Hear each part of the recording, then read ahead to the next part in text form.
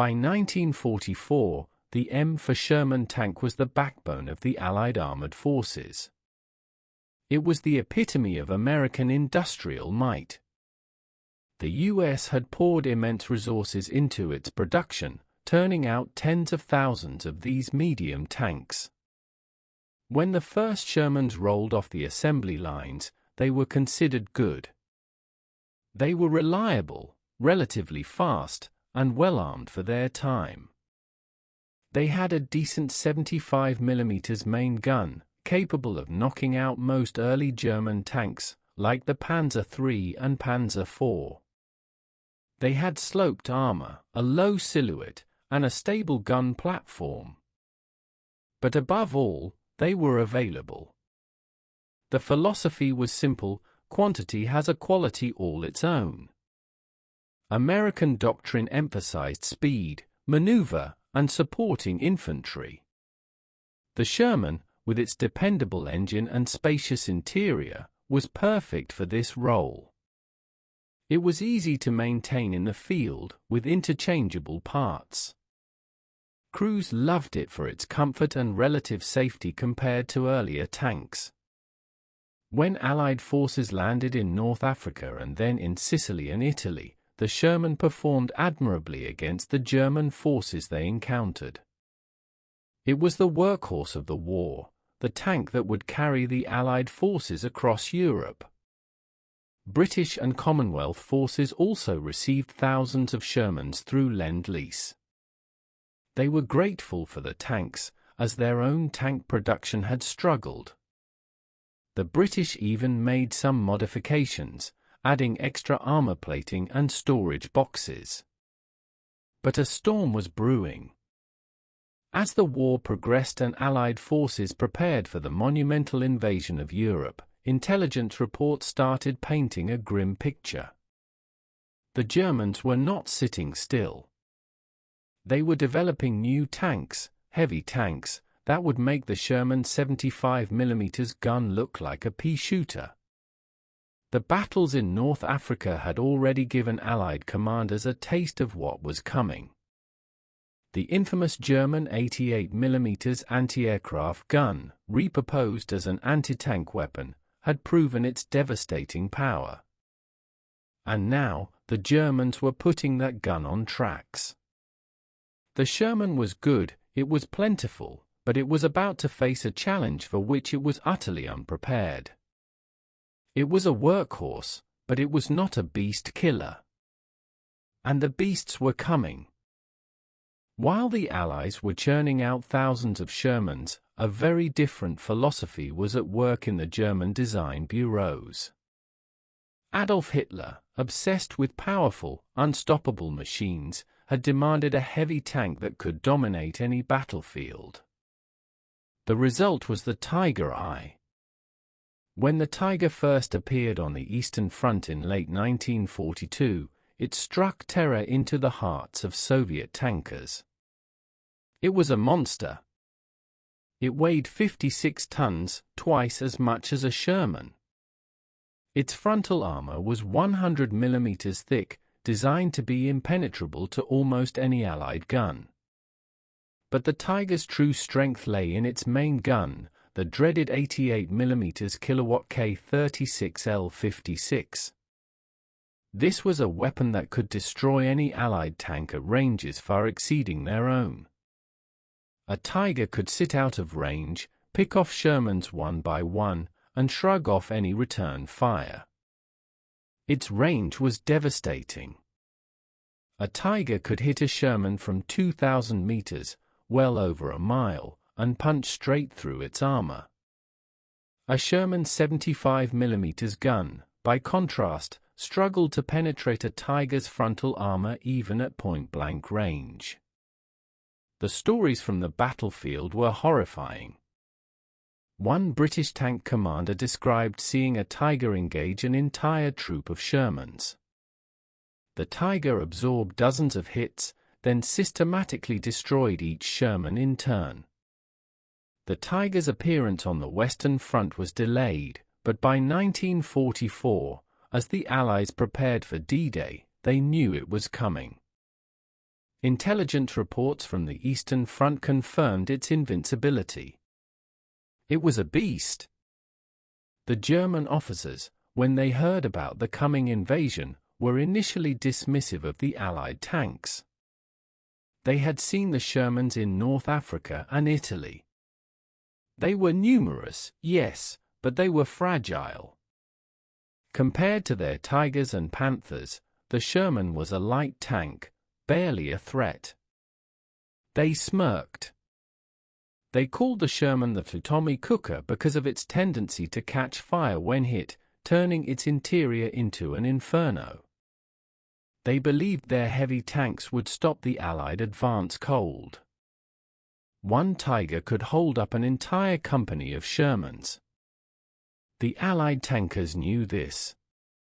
They knew the cold, hard facts. Their training emphasized working in groups. 2 or 3 Shermans might have to sacrifice themselves to get a flank shot on a Tiger, hoping their 75mm rounds could penetrate the side or rear armor. It was a deeply dispiriting prospect. The Sherman was a good tank for many roles. But it was not a tank killer. And it was about to face the ultimate tank killer. The Allies were preparing to invade Fortress Europe, but their main battle tank was outgunned, out-armored, and outmatched. The German officers were laughing, but that laughter was about to turn to ashes.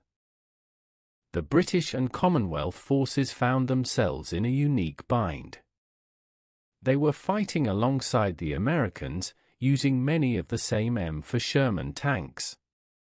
But their tank doctrine had always been different. The British prioritized powerful guns. They had developed a truly exceptional anti-tank gun, the 17-pounder. This was a weapon of immense power, capable of penetrating the frontal armor of a Tiger tank from long range. It fired a massive round, and its muzzle velocity was terrifying. It was, arguably, the best anti-tank gun in the world in 1943. The problem? The 17-pounder was huge. It was designed as an anti-tank gun to be towed behind a truck. It weighed over 3,000 pounds. It had a long, heavy barrel and a massive breech block. The British wanted to put this gun into a tank. Their own tanks, like the Cromwell and Churchill, had turrets that were too small. The Challenger tank was designed to carry it, but its development was plagued with delays. So, the British were faced with a dilemma. They had the best anti-tank gun. They had thousands of American-made Sherman tanks. But the two didn't fit. The Sherman's turret was simply too small to accommodate the monstrous 17-pounder. Its breech was too wide. Its recoil was too powerful. Its ammunition was too long. This left British tank crews in a terrifying predicament. They were driving Shermans that were vulnerable to German heavy tanks, yet they had the solution sitting in their artillery parks. Imagine the frustration. You know you have the firepower to destroy the enemy, but you can't get it into your primary combat vehicle. The psychological toll was immense. British tankers in Italy and North Africa faced the Tiger with a sense of dread. They knew that encountering a Tiger in a Sherman was often a one-sided fight.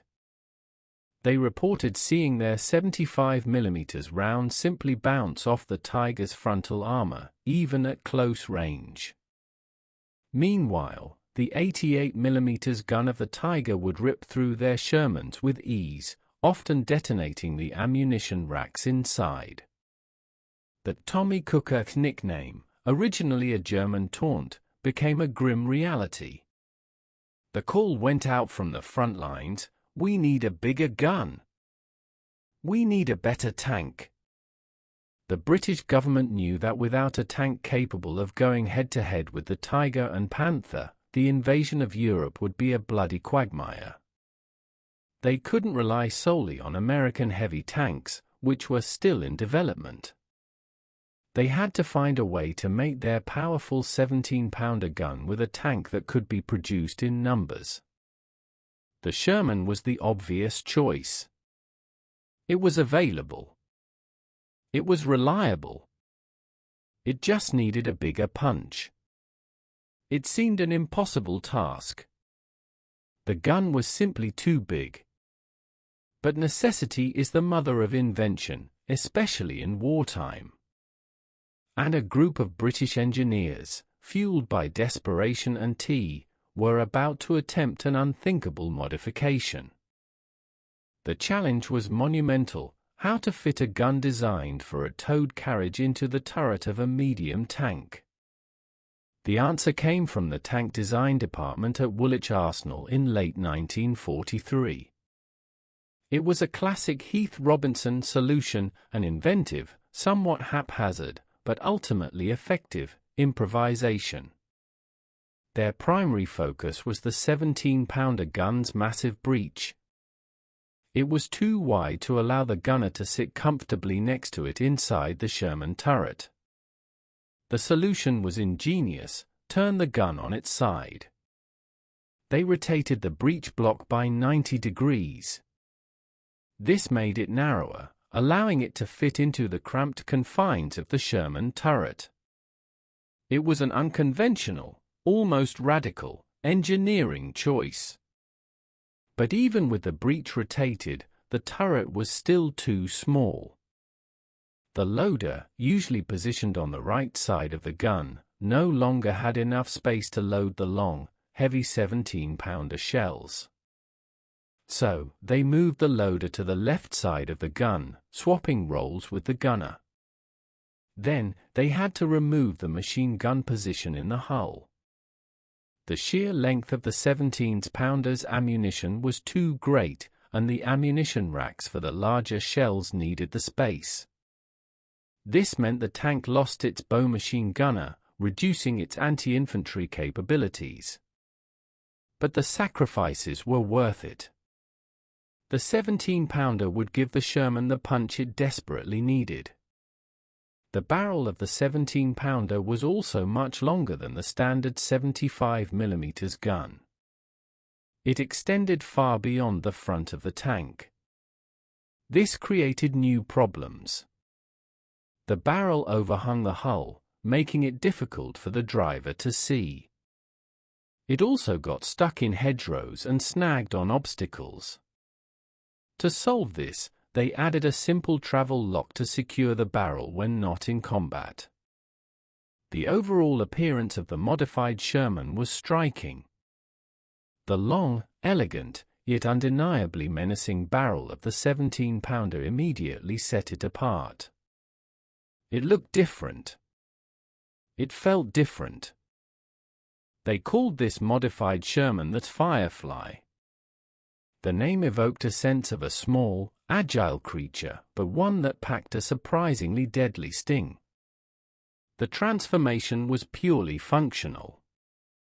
There was no attempt to make it aesthetically pleasing. It was a brutal, practical solution to a desperate problem. The first prototypes were completed in February 1944, just months before D-Day. Testing immediately proved its worth. The Firefly could consistently penetrate the frontal armor of a Tiger tank at typical combat ranges. It was a revelation.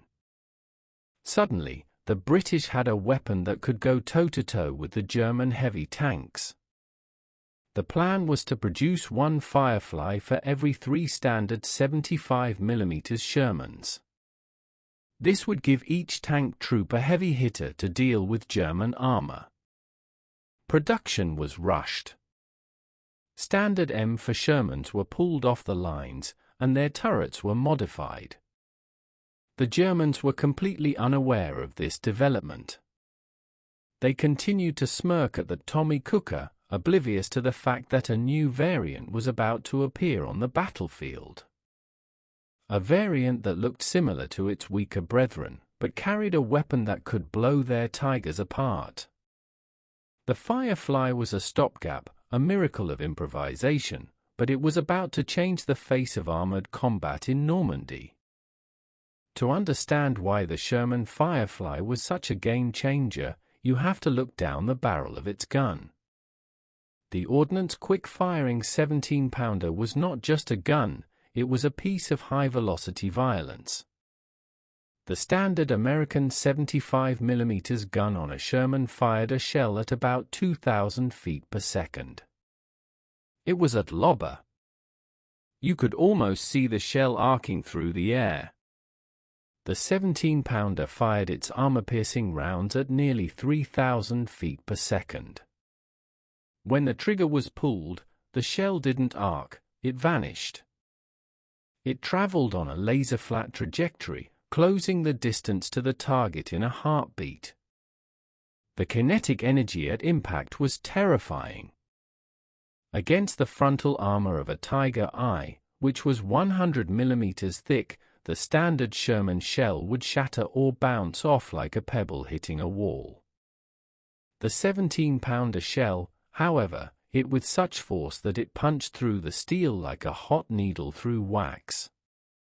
But the British didn't stop at standard armor-piercing rounds. They introduced a secret weapon, the APDS round, armor-piercing discarding sabot. This was revolutionary technology. Instead of a solid steel slug, the projectile was a dense tungsten core wrapped in a light metal sleeve, or sabot. When fired, the sleeve fell away, leaving the narrow, incredibly hard tungsten dart to fly at hypersonic speeds, over 3,900 feet per second. This round could penetrate over 230 millimeters of armor. That was enough to go through the front of a Tiger, through the fighting compartment, through the engine block, and out the back. It turned the inside of a German tank into a blender of spalling metal and molten tungsten. But firing this beast of a gun came at a price. The experience inside the Firefly turret was brutal. The breech block was massive, and when it recoiled, it came dangerously close to the back of the turret. The loader had to be careful not to get his arm crushed. The noise was deafening, far louder than the standard 75mm. But the worst part was the flash. The 17-pounder used a massive propellant charge. When fired, a huge ball of flame erupted from the muzzle brake. In the dry summer of Normandy, this flash would kick up a massive cloud of dust and dirt. This blinded the gunner for a few seconds, making it impossible to see if the shot had hit. It also acted as a shoot-me sign for every German gunner in the area. To mitigate this, the British command developed strict firing drills. The commander, looking out the top hatch, had to spot the fall of the shot because the gunner was temporarily blinded. Despite these drawbacks, the crews loved the gun. They loved it because it gave them a fighting chance. For years, British tankers had watched their shells bounce off German panzers. They had felt the helplessness of being outgunned. Now, they had a can opener. They knew that if they could get the first shot off, they could kill anything the Germans put in the field. The 17-pounder was not a precision instrument like the German 88mm, it was a brute force sledgehammer. It wasn't elegant. It was loud, dirty, and violent. But in the brutal tank battles of 1944, elegance didn't kill tigers. Velocity did. And the 17-pounder had velocity to spare. The German reaction to the Firefly was a gradual, horrifying realization. In the early days of the Normandy campaign, German tank crews operated with their usual arrogance. Tiger and Panther commanders were used to a specific engagement envelope. They knew the effective range of the Allied 75mm guns. They would position their tanks just outside that range, sitting comfortably at 1,000 or 1,500 meters, picking off Shermans at will. They felt invincible. Their frontal armor was their shield. Then, the reports started coming in. Strange reports. Tiger tanks were being knocked out from the front at long range. Panther tanks, with their sloped armor designed to deflect shots, were being penetrated. German recovery crews would inspect the wrecks and find clean, small holes punched straight through the thickest steel. The smirk began to fade from the faces of the Panzer aces. They realized the British had a new weapon. They learned to identify it. The long barrel. The muzzle brake. The bulbous counterweight at the back of the turret. The German High Command issued a new, urgent order, Achtung! Firefly. German tank commanders and anti-tank gunners were instructed to target the Fireflies first. If they saw a troop of 4 Shermans, they were to ignore the 3 standard tanks and kill the one with the long gun. This made life incredibly dangerous for Firefly crews. They knew they were the priority target. They were the marked men of the tank troop.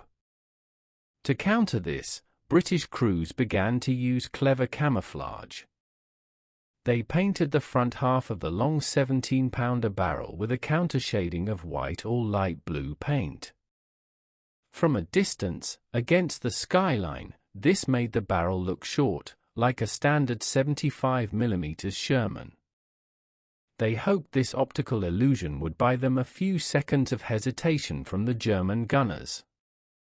Some crews even fitted a fake muzzle brake halfway down the barrel to further disguise the length. But the psychological shift was the most important change. The German tankers lost their sense of invulnerability. They could no longer sit in the open, confident in their armor. They had to use cover. They had to be cautious. The battlefield had been leveled. One captured German tanker was interrogated by a British officer. He asked, "What do you think of our tanks?" The German replied, "The little ones, 75mm Shermans, are cake. But the long-barreled ones, they are devils." This fear dictated German tactics. If a Tiger commander suspected a Firefly was in the area, he would often retreat or wait for support. The mere presence of a Firefly could stall a German advance. It forced the Germans to respect the Sherman, a tank they had previously mocked as a toy.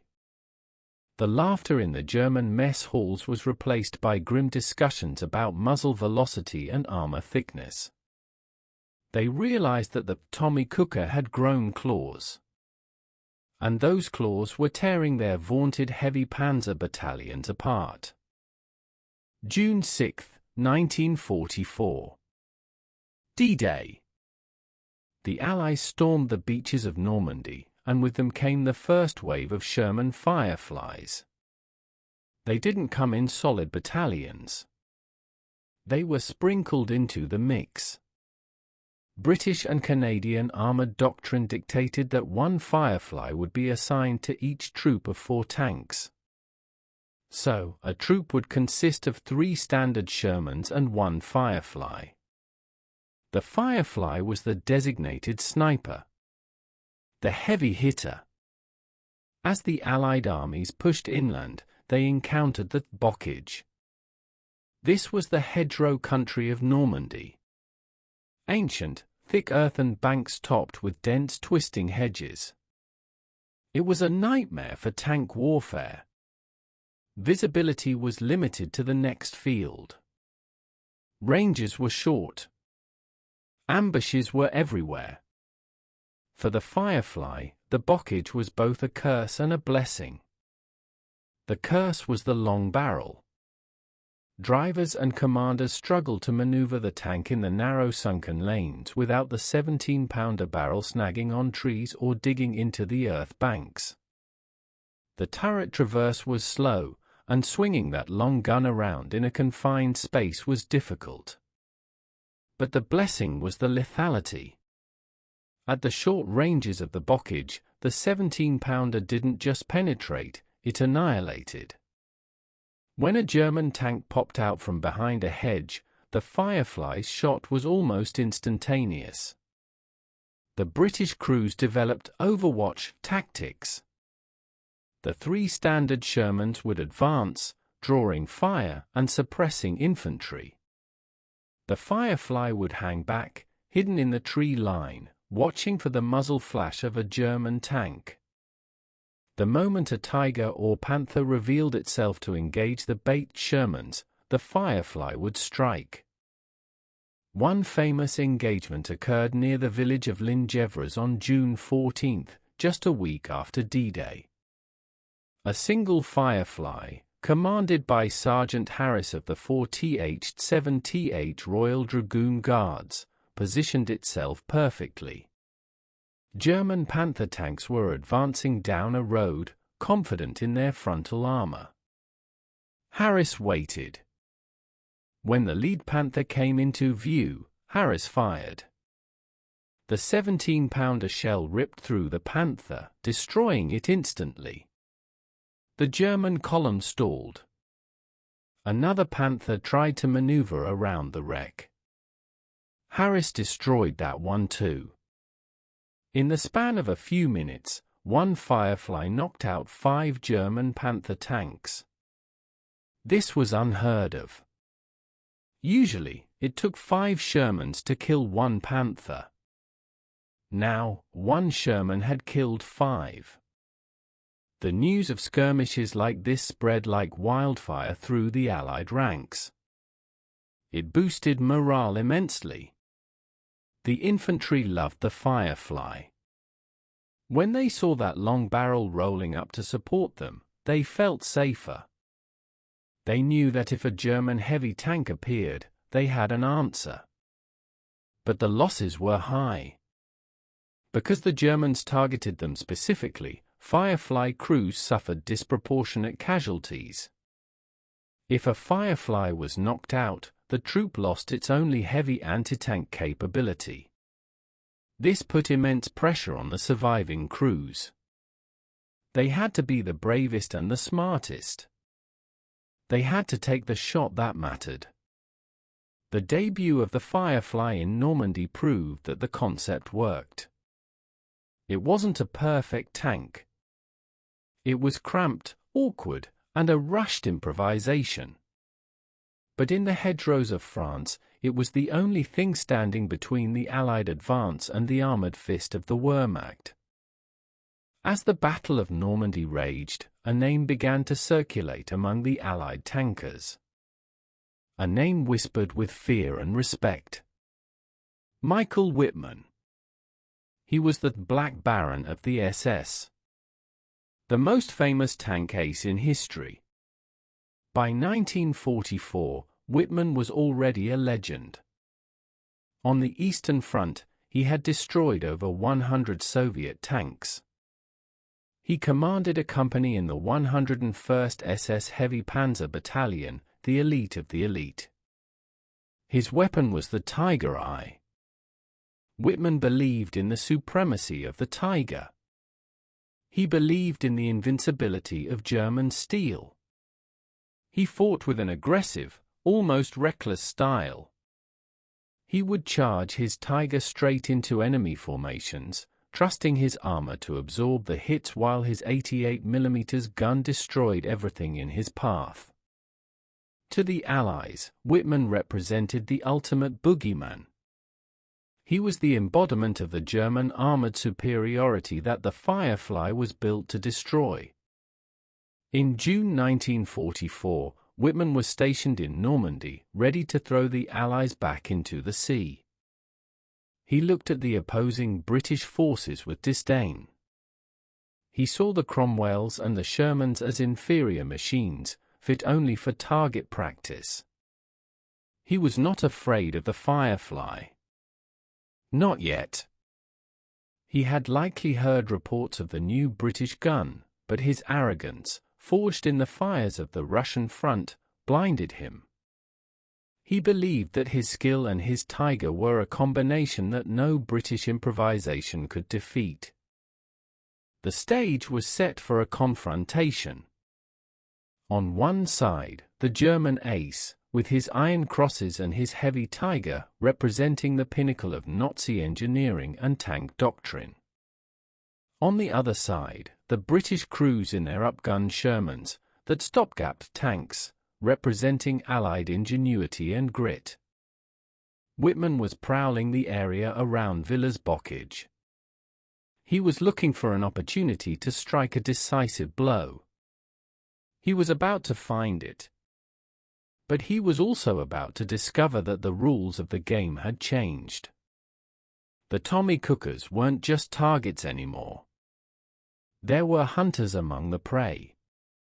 The clash between Michael Whitman and the British Fireflies would become one of the most controversial and famous tank battles of the entire war. It would be the ultimate test of the Firefly concept. Could a modified medium tank really take down the greatest ace of the Third Reich? Or would the Tiger's roar silence the British guns once and for all? Whitman sat in his turret, scanning the horizon, unaware that a 17-pounder shell with his name on it was waiting in a breech block somewhere in the French countryside. The legend of the invincible Tiger was about to meet the cold, hard physics of the 17-pounder. To understand the magnitude of the Firefly's victory, we must first understand the depth of the Allied nightmare. And that nightmare had a name: Villers-Bocage. On June 13, 1944, Michael Whitman had cemented his legend. In a single morning, he took his Tiger tank into the town of Villers-Bocage and single-handedly devastated the lead elements of the British 7th Armoured Division. He destroyed 14 tanks, 15 personnel carriers, and 2 anti-tank guns in the space of 15 minutes. It was a masterclass in heavy tank warfare. Whitman exploited the Tiger's thick armor, shrugging off point-blank hits from Cromwells and standard Shermans. He proved that without a heavy gun, Allied tanks were merely targets. Villers-Bocage was a humiliation for the British. It was the moment the German officers laughed the loudest. It seemed to confirm their belief that quality would always beat quantity. But the British learned. They realized that bravery wasn't enough. They needed the 17-pounder in the right place at the right time. Fast forward to August 8, 1944. Operation Totalize. The location, a field near the town of Gormsnil. Michael Whitman was leading a counterattack. He was advancing across open ground with 3 other Tigers. He was confident. He was the Black Baron, the invincible ace. But lying in wait, hidden in an orchard nearby, was a single Sherman Firefly. It belonged to the 1st Northamptonshire Yeomanry. The gunner was a young trooper named Joe Eakins. It was his first time in combat. Eakins wasn't an ace. He was a shoemaker from Northamptonshire. But he had the 17-pounder. Whitman's Tigers rumbled across the field, exposing their broadsides as they maneuvered. They didn't see the Firefly hidden in the trees. At 800 yards, the Firefly commander, Sergeant Gordon, gave the order. Traverse right. Steady. Fire. Eakins pressed the foot pedal. The 17-pounder roared. The kickback shook the tank violently. The dust cloud erupted. The armor-piercing shell crossed the distance in less than a second. It slammed into the rear Tiger in the formation. The tank exploded instantly. The German formation panicked. They couldn't see where the fire was coming from. Whitman, in the lead Tiger, tried to locate the enemy. But he was already marked. Eakins fired again. The second shell hit Whitman's Tiger. It penetrated the upper hull, pierced the ammunition racks, and caused a catastrophic explosion.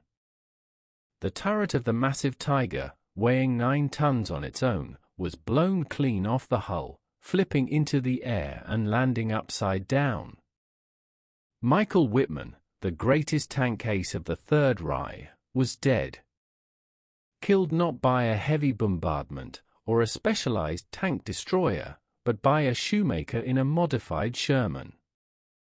Eakins didn't stop there. He fired again, hitting a third Tiger. In minutes, one Firefly had destroyed 3 Tigers. The myth of German invincibility was shattered in that orchard. When the news of Whitman's death spread, it sent a shockwave through the German panzer divisions. If Whitman could be killed by a Sherman, then no one was safe. The laughter that had echoed after Villa's bockage was silenced forever. The Firefly had settled the score. The death of Whitman was a high-profile victory, but the real war was being fought day in and day out by anonymous troops of Shermans using a new, deadly doctrine. They hunted in packs. The British reorganized their tank troops to maximize the Firefly's potential. A standard troop consisted of 3 universal Shermans with the 75mm gun and 1 Firefly. This 3-to-1 ratio dictated their tactics. The standard Shermans were the beaters. Their job was to advance, suppress infantry with their high-explosive shells, and draw the enemy's attention. They were the bait. The Firefly was the executioner. It would hang back, usually in a hull-down position behind a ridge or a hedge. When a German tank opened fire on the lead Shermans, revealing its position, the Firefly would engage. It was a game of extreme risk. The Firefly crews knew they were driving a glass cannon. Although they had the gun of a heavy tank, they still had the armor of a medium tank. A Firefly could kill a Tiger, but a Tiger could also kill a Firefly with ease. Survival depended on seeing the enemy first. German tankers grew to hate this combination. They would engage a group of Shermans, thinking they had an easy fight, only to find their tanks exploding from a direction they hadn't noticed. The psychological stress on the Firefly crews was immense. They knew that German gunners were trained to look for the long barrel. Get the long nose was the standard order in German turrets. Firefly commanders had to be cunning. They would cover their tanks with foliage. They would paint the barrels. They would never fire more than 2 shots from the same position. Shoot and scoot. The integration of the Firefly changed the rhythm of the Allied advance. Before the Firefly, encountering a Panther or Tiger meant calling for air support or artillery, which took time. The advance would stall. Now, the troop commander could handle the threat internally. Hello to Alpha, Tiger front. Firefly up. The Firefly would roll forward, take the shot, and the advance would continue. It was a brutal, pragmatic system. It accepted that standard Shermans might be lost to expose the enemy, but it ensured that the enemy would be destroyed in return. The 17-pounder gun had an added psychological effect on the enemy crews. German crews who survived hits from standard Shermans often reported a loud clang and a headache. German crews hit by a 17-pounder rarely reported anything. They were usually dead. The kinetic violence of the Firefly's round meant that even a non-penetrating hit could crack welds, spoil armor, and concuss the crew. The Firefly turned the Sherman from a target into a predator. It allowed the Allies to maintain the momentum of the breakout from Normandy, pushing the Germans back across France not just with numbers, but with lethality. While the Firefly was taming the Tigers in the west, a different but parallel struggle was happening on the Eastern Front. It is fascinating to compare the two solutions to the Tiger problem. The Soviet Union faced the same terrifying German heavy tanks. Their answer was the TR-34-85. Like the Firefly, the TR-34-85 was an upgunned version of a standard medium tank. The Soviets took their TR-34, enlarged the turret, and fitted an 85mm gun. But there was a crucial difference in philosophy. The Soviet 85mm gun was good, but it lacked the raw penetration power of the British 17-pounder. The TR-34-85 still had to get relatively close to a Tiger to kill it frontally. The British 17-pounder was superior in pure armor-piercing capability. It was, pound for pound, the best anti-tank gun of the war. However, the Firefly was a more compromised vehicle. The TR-34-85 was designed from the factory to carry its gun. It was a balance machine. The Firefly was a rush job. A big gun shoved into a small turret. It was unergonomic, slow to fire, and awkward to crew. But in the context of 1944, the British solution was arguably more effective for the specific task of killing heavy cats. The Soviets relied on swarming tactics.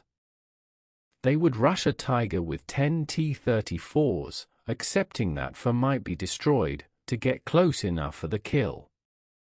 The British, with the Firefly, could stand off and snipe. Reports from the Eastern Front suggest that German crews feared the mass of the Russian tanks. In the West, German crews feared the reach of the Firefly. Interestingly, the Soviets received Shermans through Lend-Lease. They called them M4. They liked the Sherman for its reliability and comfort, vastly superior to the T-34. But they never received the Firefly. The British kept every 17-pounder for themselves. One can only imagine the devastation a Soviet tank army equipped with Fireflies could have wrought on the Eastern Front. Instead, the Firefly remained a uniquely Western phenomenon. It was the technological bridge that allowed the Western Allies to fight a war against superior armor without suffering the catastrophic casualty ratios seen in the East.